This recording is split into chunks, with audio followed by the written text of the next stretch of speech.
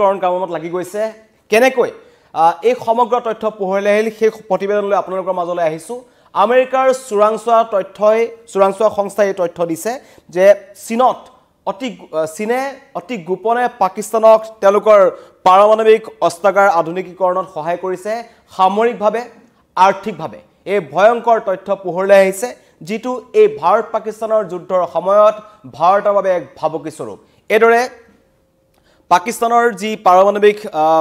যিবোৰ অস্ত্ৰাগাৰ আছে তাত যেনেকৈ পৰীক্ষা কৰা হয় পাৰমাণৱিক যিবোৰ গৃহ আছে তাত এইবোৰ পৰীক্ষা কৰা হৈছে আৰু তাত যিসমূহ সামগ্ৰীৰ প্ৰয়োজন হৈছে যিমানসমূহ সামগ্ৰীৰ প্ৰয়োজন হয় আনকি বৈজ্ঞানিকসকল পৰ্যন্ত চীনে প্ৰেৰণ কৰিছে পাকিস্তানলৈ এই ভয়ংকৰ তথ্য পোহৰলৈ আহিছে আমেৰিকাৰ চোৰাংচোৱাৰ এক প্ৰতিবেদন তেওঁলোকে কৈছে বিগত 2 মাহৰ আগৰ পৰাই মানে পেহেলগাম কাণ্ডৰ কিছুদিনৰ আগৰ পৰাই এই ধৰণৰ কাৰ্যকলাপ পাকিস্তানত চলি আছে য'ত পোনপটীয়াকৈ আৰ্থিকভাৱে সামৰিকভাৱে কিন্তু চীনে সহায় কৰিছে দুয়োখন শত্ৰু ৰাষ্ট্ৰ দুয়োখনৰ মাজত কিমান এক সুসম্পৰ্ক আমি হেতু ভাৰত পাকিস্তানৰ উত্তেজনাৰ সময়ত দেখিলো চীনে প্ৰত্যক্ষভাৱে নহলেও পৰোক্ষভাৱে কিন্তু পাকিস্তানক সহায় কৰি আহিছে আৰু তেওঁলোকৰ যিসমূহ সমৰসজ্জা আছে যিমানসমূহ তেওঁলোকৰ বিমান আছে কিছুদিন পূৰ্বে এটা আমি বাতৰিও দেখিছিলোঁ যে ভাৰত পাকিস্তানৰ যুদ্ধবিৰতি ঘোষণাৰ দুদিন পিছতেই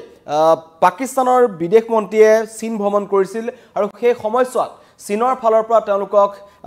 J-35 যি ফাইটাৰ জেট আছে তেওঁলোকক দিয়া হৈছিল 5খন 50% ৰেহাই মূল্যত দিয়া হৈছিল আৰু 30 আগষ্টৰ পূৰ্বে সেইখন পাকিস্তানক তেওঁলোকে যোগান ধৰিব এনেকুৱা ধৰণৰ সামৰিক কুচকাবাজ মনে মনে পাকিস্তানে চীনৰ সহায় চলাই গৈছে আৰু এই ভয়ংকৰ উদ্বেগজনক তথ্য পোহৰলৈ অহাৰ পিছতেই এতিয়া নতুন দিল্লীয়ে কিন্তু এই কথাটোৰ ওপৰত চিন্তাৰ চৰ্চা কৰিছে কাৰণ আমি এটা কথা জানিছিলোঁ যেতিয়া ভাৰত পাকিস্তানৰ যুদ্ধ হৈছিল তেতিয়া পাকিস্তানে ভাৰতক পাৰমাণৱিক আক্ৰমণৰ ভাবুকি প্ৰদান কৰিছিল পাৰমাণৱিকভাৱে তেওঁলোকৰ যি বৈদেশিক মন্ত্ৰী আছে এজনে মস্কোত গৈ পেলাই কৈছিল যদি প্ৰয়োজনত ভাৰতে হিন্দু জল চুক্তি মানি নলয় তেওঁলোকৰ যদি সেই স্থিতিত অটল থাকে তেন্তে পাকিস্তানে ভাৰতৰ ওপৰত পাৰমাণৱিক আক্ৰমণ কৰিব বুলি ভাবুকি প্ৰদান কৰিছিল সেইবোৰ ভাবুকি বহুবাৰ পাকিস্তানে কৰিছে কিন্তু তাৰ পিছত এতিয়া এই উদ্বেগজনক তথ্য আহিছে সঁচাকৈয়ে পাকিস্তানে ভাৰতৰ বিৰুদ্ধে আৰু কিবা ডাঙৰ কথা চিন্তা কৰিছে নেকি ইয়াতকৈ ডাঙৰ আক্ৰমণৰ কথা পৰিকল্পনা কৰিছে নেকি এনেকুৱা কিছুমান তথ্য কিন্তু পোহৰলৈ আহিছে কাৰণ এটা বস্তু দেখিছিলোঁ যে অপাৰেশ্যন সিন্দুৰে সমগ্ৰ বিশ্ববাসীৰ সন্মুখত পাকিস্তানৰ সন্মান ধুলিৰ লগত মিলাই দিছিল আৰু সমগ্ৰ বিশ্বই দেখিলে পাকিস্তানৰ সামৰিক শক্তিৰ দুৰ্দশা লগতে ভাৰতে ড্ৰোন আৰু মিছাইল আক্ৰমণ কৰি পাক অধিকৃত কাশ্মীৰৰ লগতে পাকিস্তানৰ মূল ভূখণ্ডত থকা 5টা বিমান ঘাটি য'ত অন্যতম আছিল নুৰ খান বিমান ঘাটি তাতো কিন্তু ভাৰতে আক্ৰমণ কৰিছিল আৰু তাৰ প্ৰত্যুত্তৰ সেই দৰপচন্দ হোৱাৰ পিছত সেই কথাৰ আক্ৰমণ কৰিবৰ বাবে এতিয়া পাকিস্তানে কেনেকৈ সমৰসজ্জা চলাই আছে তাৰে কিছু ভয়ংকৰ তথ্য পোহৰলৈ আহিছে আৰু এই সমগ্ৰ ঘটনাৰ আঁৰত পাকিস্তানৰ লগত কিন্তু চীনে হাত মিলাইছে ইয়াৰ আগতেও আমি দেখিছিলোঁ পাকিস্তানৰ লগত চীন একেলগে আছে কিন্তু এতিয়া অহা বছৰৰ ভিতৰত পাকিস্তানী সেনাৰ শীৰ্ষ অগ্ৰাধিকাৰ হ'ব প্ৰতিবেশী দেশসমূহৰ ভিতৰত সীমা অতিক্ৰম কৰি সংঘৰ্ষ সৃষ্টি কৰা এটো এটা ভয়ংকৰ তথ্য আহিছে লগতে তেহৰিক-ই-তালিবান আৰু বেলুচ লিবাৰেশ্যন আৰ্মিৰ যি আক্ৰমণ আছে পাকিস্তান সেনাৰ ওপৰত সেই আক্ৰমণ প্ৰতিহত কৰিবৰ বাবে তেওঁলোকে নিজকে শক্তিশালী কৰিবলৈ চেষ্টা কৰিছে বুলি এক ভয়ংকৰ তথ্য উদ্বেগজনক তথ্য পোহৰলৈ আহিছে কাৰণ বেলুচিস্তানৰ পৰা বহু অংশ ক্ষমতা হেৰুৱাইছে ইতিমধ্যে পাকিস্তানে আৰু প্ৰতিবেদনখনত সন্ত্ৰাসবাদৰ বিৰুদ্ধে যি সামৰিক আৰু পাৰমাণৱিক আধুনিকীকৰণৰ প্ৰচেষ্টা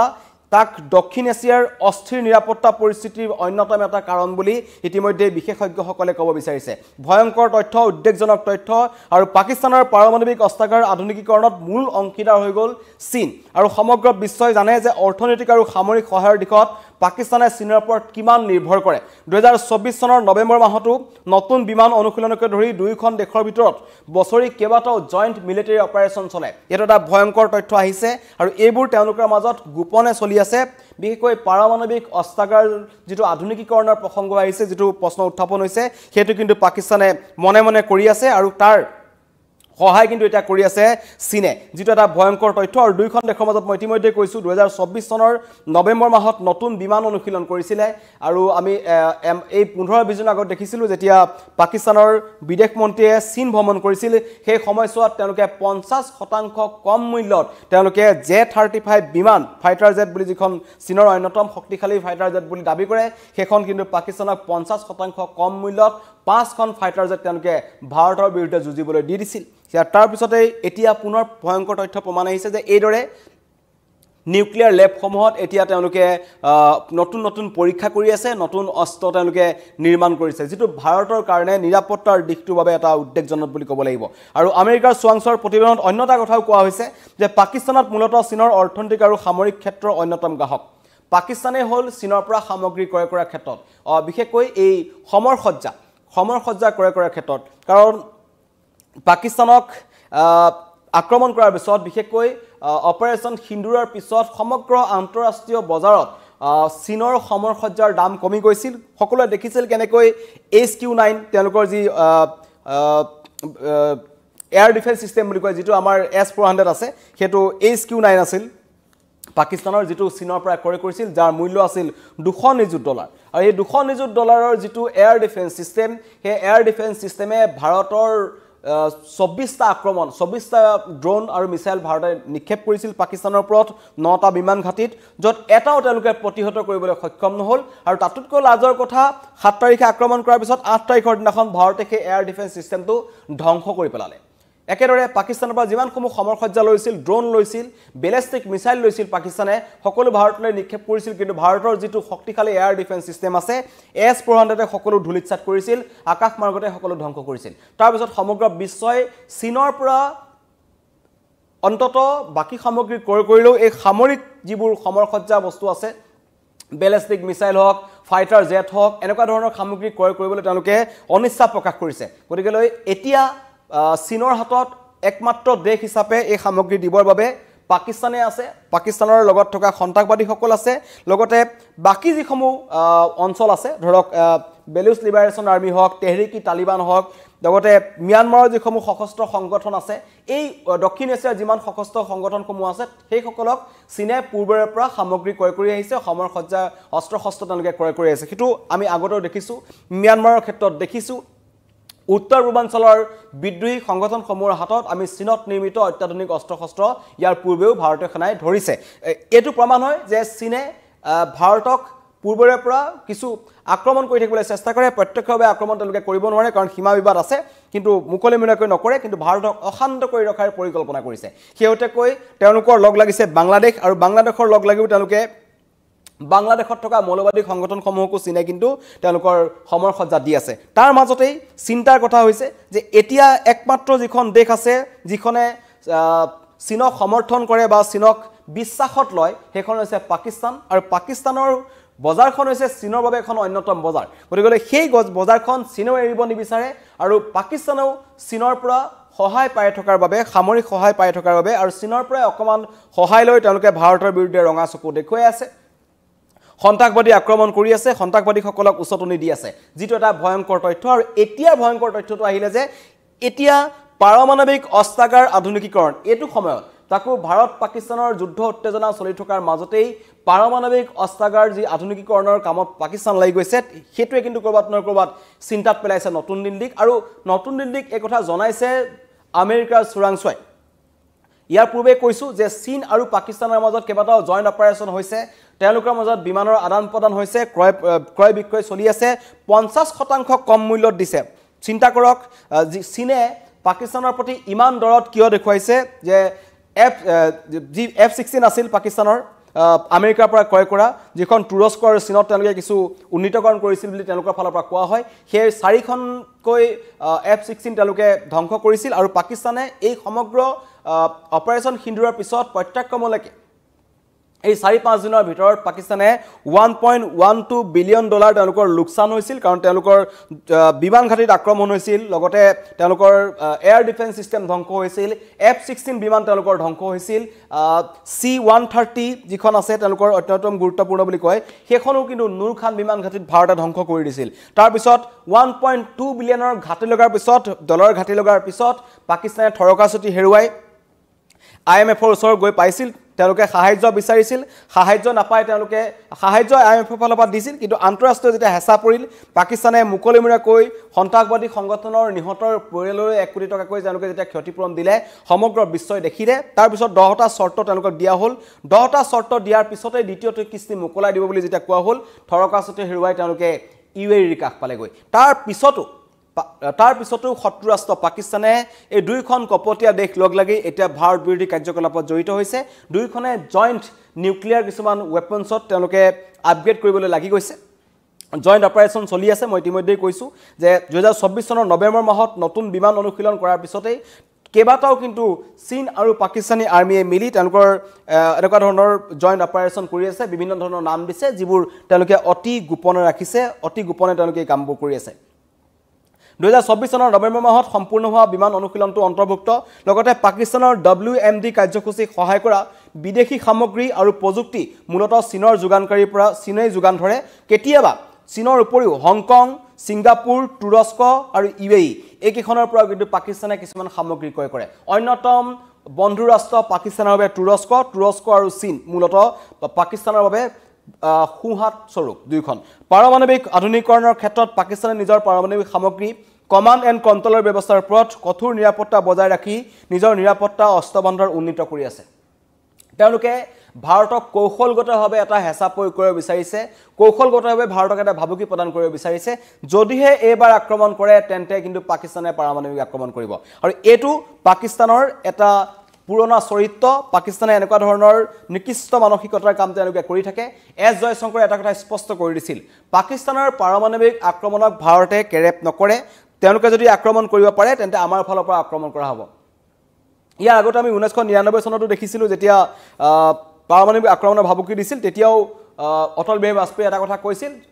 পাকিস্তানে আক্ৰমণ কৰিব পাৰে ভাৰতৰ ওপৰত পাৰমাণৱিক আক্ৰমণ কৰিব পাৰে কিন্তু পিছদিনাখন পাকিস্তানখন নাথাকিব এনেকুৱা ধৰণৰ ভাবুকি অটল বিহাৰী বাজপেয়ীয়ে প্ৰদান কৰিছিল তাৰ পিছতো কিন্তু পাকিস্তানে 1999 চনৰ যিখন যুদ্ধ হৈছিল কাৰ্গিল যুদ্ধ তাৰ ফল আমি সকলোৱে জানো কিন্তু এতিয়াও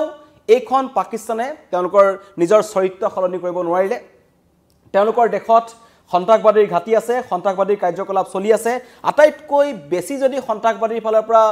অসুবিধাত পৰিছে সেইখন দেশে হৈছে পাকিস্তান কাৰণ তেওঁলোকক চাৰিওফালৰ পৰা আক্ৰমণ কৰা হৈছে বেলুচ লিবাৰেশ্যন আৰ্মিয়ে তেওঁলোকক আক্ৰমণ কৰিছে বেলুচ লিবাৰেশ্যন আৰ্মিৰ আক্ৰমণত থৰকা চিটি হেৰুৱাই কেনেকৈ পাকিস্তানী সেনা পলাই সেই দৃশ্য ইতিমধ্যেই ছ'চিয়েল মিডিয়াত ভাইৰেল হৈছে বেলুচ লিবাৰেশ্যন আৰ্মিয়ে ইটোৰ পিছত সিটো ভিডিঅ' আপলোড কৰি আছে তেওঁলোকে সমাজত আমাৰ যি ছ'চিয়েল মিডিয়া আছে তাত তেওঁলোকে দাঙি ধৰিছে এটা লাজৰ কথা সমগ্ৰ বিশ্বৰ আগত লাজ পাব লাগে পাকিস্তানে কিন্তু লাজ নাপায় এটা পুনৰ চীনৰ হাতত ধৰি তেওঁলোকে পাৰমাণৱিক অস্ত্ৰ আধুনিকীকৰণৰ কামত লাগি গৈছে অস্ত্ৰাগাৰ আধুনিকীকৰণ কৰিছে কিন্তু তেওঁলোকৰ নিজৰ হাতত F-16 থকাৰ পিছতো F-16 ভূপতিত হ'ল C-130 তেওঁলোকৰ ভূপতিত হ'ল এতিয়া J-35 আনিছে পাকিস্তানৰ পৰা চীনৰ পৰা সেইখনো খুব সম্ভৱ যদি তেওঁলোকে কাৰ্যত আৰম্ভ কৰে আক্ৰমণ তেন্তে সেইখনো ভূপতিত হ'ব ভাৰতীয় বায়ুসেনাৰ সন্মুখত ভাৰতীয় বায়ুসেনাই কেনেকুৱা ধৰণৰ আক্ৰমণ তেওঁলোকৰ ওপৰত কৰিলে সেইটো সমগ্ৰ বিশ্বই দেখিলে তাতোতকৈ ডাঙৰ কথা অপাৰেশ্যন সিন্দুৰৰ ক্ষেত্ৰত ভাৰতৰ যিটো আটাইতকৈ ডাঙৰ সফলতা ভাৰতে এবাৰ পাকিস্তানৰ ভিতৰত সোমাই আক্ৰমণ কৰি থৈ আহিছে 100 কিলোমিটাৰ ভিতৰত গৈ ভাৰতে আক্ৰমণ কৰিছে ৰাৱালপিণ্ডিৰ নুৰ খান বিমান ঘাটি ভাৰতে যি ক্ষয়ক্ষতি হ'ল সেই নুৰ খান বিমান ঘাটিটো পুনৰ নিৰ্মাণ কৰিবলৈ তেওঁলোকক $100 নিযুত প্ৰয়োজন হ'ব বুলি ইতিমধ্যে পাকিস্তানৰ চৰকাৰে জনাইছে এনেকুৱা ধৰণৰ ক্ষয়ক্ষতি হোৱাৰ পাছতো সেইখন চৰকাৰে এবাৰ লাগি গৈছে চীনৰ সমৰ্থনত পাৰমাণৱিক অস্ত্ৰাগাৰ আধুনিকীকৰণ কৰিব আৰু তেওঁলোকৰ অলিক সপোন ভৱিষ্যতে তেওঁলোকে ভাৰতৰ বিৰুদ্ধে সেইসমূহ ক্ষেপণাস্ত্ৰ ব্যৱহাৰ কৰিব তৎপৰ হৈছে ভাৰতৰ ফালৰ পৰা এতিয়া কোনো ধৰণৰ প্ৰতিক্ৰিয়া দিয়া হোৱা নাই ভাৰতে ইতিমধ্যে কৈছে এইবাৰ যদি আক্ৰমণ কৰা হয় তেন্তে এইবাৰ প্ৰত্যাক্ৰমণ ভয়ংকৰ হ'ব এইবাৰ তেওঁলোকৰ ডিজিএমও আহি পেলাই ভাৰতৰ ডিজিএমক সন্মুখত আহি পেলাই হাত ভৰিত পৰাৰ পিছতহে কিন্তু ভাৰতে আক্ৰমণ বন্ধ কৰিছিল আৰু স্পষ্টভাৱে কোৱা হৈছিল যে কোনো তৃতীয় পক্ষ মানে আমেৰিকাৰ কথা শুনি ভাৰতে যুদ্ধবিৰতি কাৰ্যকৰী কৰা নাই সেইটো ভাৰত আৰু পাকিস্তানৰ ডিজিএমৰ মাজত কথা হোৱাৰ পিছতে হৈছিল এতিয়া সম্পূৰ্ণ এটা শান্তিময় পৰিস্থিতি তাৰ মাজতে কিন্তু সীমান্ত অঞ্চলত পাকিস্তানৰ পৰা সন্ত্ৰাসবাদীসকলে আক্ৰমণ কৰি আছে তেওঁলোকে অশান্ত কৰাৰ পৰিকল্পনা অটুট ৰাখিছে তাৰ মাজতে কপটীয়া চীনক লগ লাগি পাকিস্তানে এই ধৰণৰ সামৰিক কুচকাবা চলাই আছে ভিতৰি আৰু আটাইতকৈ চিন্তাৰ কথা ভয়ংকৰ কথা যে তেওঁলোকে পাৰমাণৱিক অস্ত্ৰাগাৰ আধুনিকীকৰণৰ কামত লাগিছে যিটো কিন্তু এটা কৌশলগতভাৱে ভাৰতৰ বাবে এটা ভাবুকি তেওঁলোকে প্ৰদান কৰিছে কাৰণ অপাৰেশ্যন সিন্দুৰৰ যি ঘাট তেওঁলোকৰ গাত লাগি আছে, যি সন্মান পাকিস্তানৰ সমগ্ৰ বিশ্বৰ সন্মুখত গৈছে, সেই সন্মান তেওঁলোকে কেনেকৈ উদ্ধাৰ কৰিব পাৰি সেই কথা কিন্তু পাকিস্তানে চিন্তা কৰিছে। আৰু সেই চিন্তা কৰাৰ সময়ছোৱাত এতিয়া তেওঁলোকৰ কাষত মাত্ৰ এখনেই দেশ আছে, সেইখন হৈছে চীন, যিখন চীনৰ পৰা তেওঁলোকে HQ এয়াৰ ডিফেন্স ছিষ্টেম কিনিছিল, যি এয়াৰ ডিফেন্স ছিষ্টেমে ভাৰতৰ এটা মিছাইলো প্ৰতিহত কৰিবলৈ সক্ষম নহ'ল। ওলোটাই 8 তাৰিখৰ দিনাখন ভাৰতে সেই মিছাইল এয়াৰ ডিফেন্স ছিষ্টেমটোকে ধ্বংস কৰি পেলালে, যিটোৰ দাম আছিল $200 এনেই পাকিস্তান দুখীয়া এখন দেশ, দুৰ্ভিক্ষ, তেওঁলোকে খুজি খুজি খাব লগা হৈছে। তেনে পৰিস্থিতিত চীনে এতিয়া তেওঁলোকৰ বজাৰখন এৰি দিব বিচৰা নাই আৰু সেই বজাৰখন তেওঁলোকে পাকিস্তানৰ বজাৰখনকে তেওঁলোকে ব্যৱহাৰ কৰিছে। লাগিলে 50% কমকৈ হ'লেও তেওঁলোকে Z-35 বিমান পাকিস্তানলৈ 5খন পঠাই দিছে আৰু আগষ্টৰ 30 তাৰিখৰ আগে আগে সেইকেইখন গৈ পাকিস্তান পাব। পাকিস্তানে পুনৰ হয়তো চীন আৰু বাংলাদেশ, তুৰস্ক এনেকুৱা কিছুমান দেশৰ লগ লাগি পুনৰ ভাৰতৰ বিৰুদ্ধে এতিয়া তেওঁলোকৰ সমৰসজ্জা চলাই আছে। কিন্তু ভাৰতৰ সামৰিক শক্তিৰ সন্মুখত যে পাকিস্তান তিষ্ঠিব নোৱাৰে সেইটো ইতিমধ্যে অপাৰেশ্যন সিন্দুৰত প্ৰমাণ হ'ল। হয়, পাকিস্তানে ভাৰতক আক্ৰমণ কৰিব পাৰে, সন্ত্ৰাসবাদীৰ সহযোগত, সন্ত্ৰাসবাদীৰ সহায় লৈ তেওঁলোকে আক্ৰমণ কৰিব পাৰে, কিন্তু পোনপটীয়াকৈ ভাৰতক আক্ৰমণ কৰিবলৈ সাহ নাই পাকিস্তানৰ। আৰু এতিয়া তেওঁলোকে এইদৰে চীনৰ সমৰ্থন লাভ কৰি পাকিস্তানৰ পাৰমাণৱিক অস্ত্ৰাগাৰসমূহ আধুনিকীকৰণৰ কামত লাগি গৈছে। ধন্যবাদ।